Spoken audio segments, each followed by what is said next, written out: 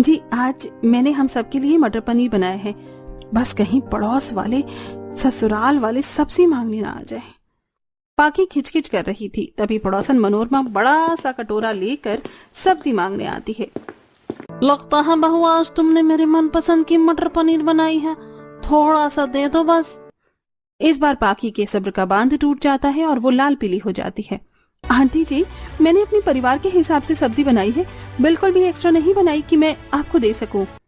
सब्जी देने से मना करने के चलते सास उस पर दाना पानी लेकर चढ़ जाती है।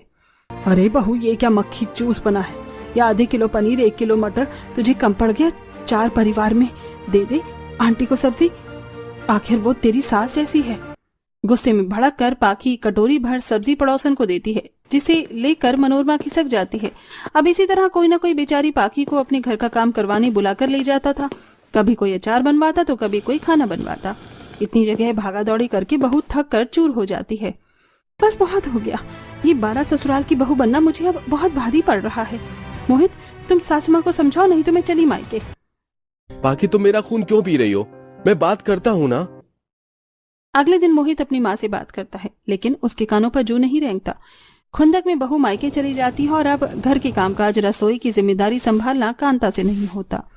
हे भगवान, घर में झाड़ू पोंछा मारकर ही मेरी तो कमर अकड़ गई। इतनी भयंकर गर्मी में खाना बनाकर मेरी तो हालत खराब हो जाएगी। कोई बात नहीं, कमला बहन की बहू से बनवा लेती हूँ 4 रोटी। कांता कमला के घर आती है। कमला बहन, आज अपनी बहू से कहकर मेरे लिए रोटी बनवा कर भिजवा देना।